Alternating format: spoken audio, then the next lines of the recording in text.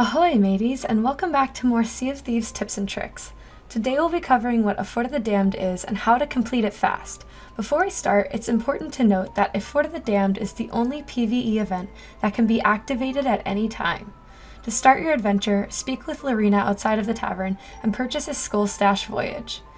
In order to activate the fort, you'll need 7 things, one of which is a ritual skull.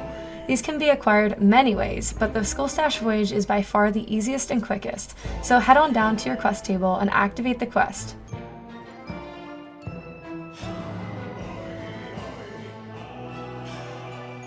As you can see, this is a basic X spot dig quest, where you'll have to locate the X and dig for the skull.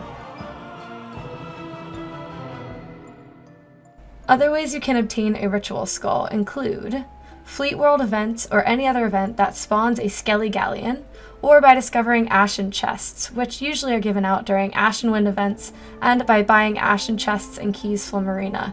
This is again a good idea if you are in a group.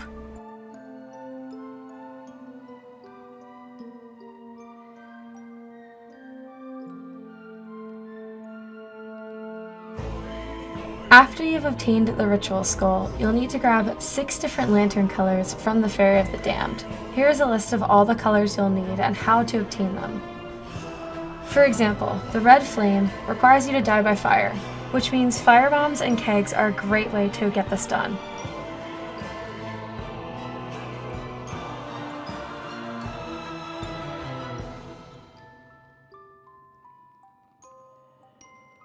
Once you're on the ferry, don't forget to grab your flame color from the Well of Fates.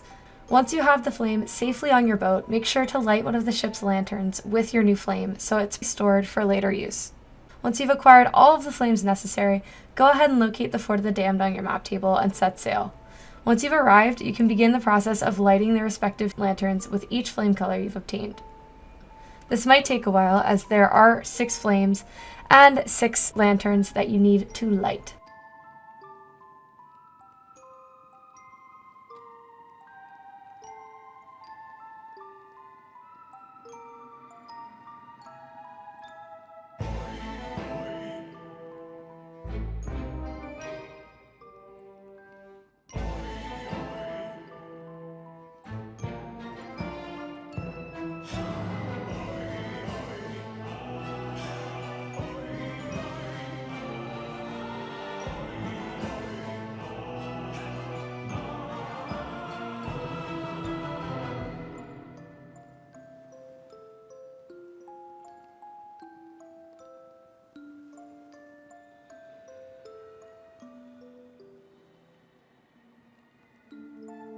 Once you're finished lighting the lanterns, you can grab the ritual skull and bring it up to the fort. Make sure your crew is ready to begin and then go ahead and place the skull on the headless skelly in the cage. This will activate the fort. Different colored skeletons will then begin to appear. They will act like the shadow skeletons and need to be shown their respective colored flames in order to take damage. If you're doing this for the first time, have one person hold the lantern, then the other doing the damage. It's also important to note that you'll be able to tell what color skellies will be spawning by looking at the grate underneath each statue. The statues whose colors are active will have grates that are lit up underneath with hands reaching out. Another tip for Fort of the Damned is whether you use it in regular combat or not, it's important to use a blunderbuss. This will take skeletons out in one shot, allowing you to do maximum damage in smaller amounts of time as compared to the sword, which would take at least 3 hits.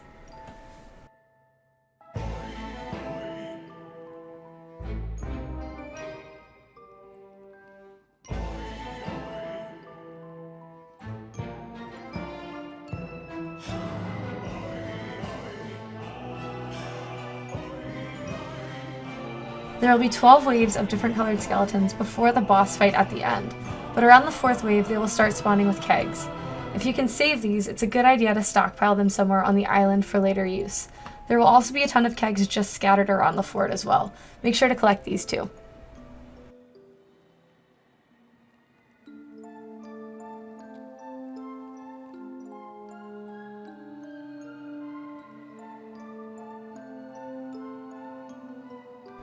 As you get towards the end, you'll start to see 3 to 4 different colors spawning at once. If you have a crew of 4, make sure everyone takes a different color flame. Dividing and conquering is the best method for getting through the event quickly.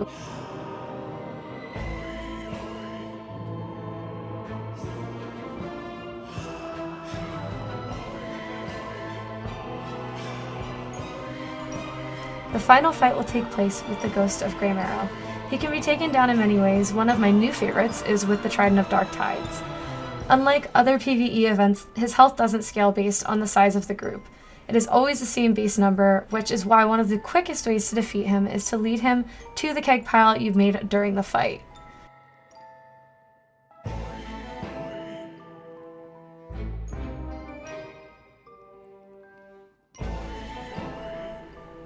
Yay, you did it! It's finally time to grab that key and go unlock the glorious loot! Head on over to the door beneath the fort to claim what is yours.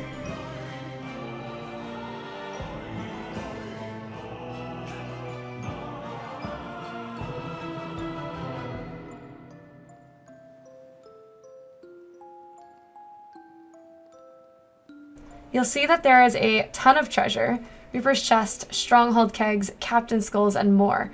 Make sure to save what you need and sell the rest. If you're a newer player, I would recommend selling right away to avoid conflict, but if you're experienced and have a crew, feel free to utilize the kegs and tridents for the next battle and begin your stack.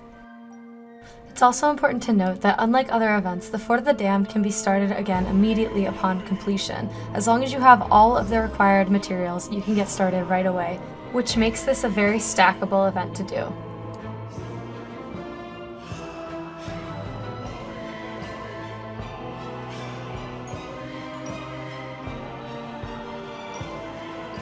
There are many commendations and cosmetics that can be unlocked by doing forts regularly. You'll receive a ton of these during your first few forts, as some of them involve killing a certain number of certain types of skellies. Some of the harder commendations to unlock include the Banishing and Vanquishing of the Damned commendations. The Banishing the Damned commendation requires you to complete 10 forts and awards you with the commendation and the Jacket of the Damned.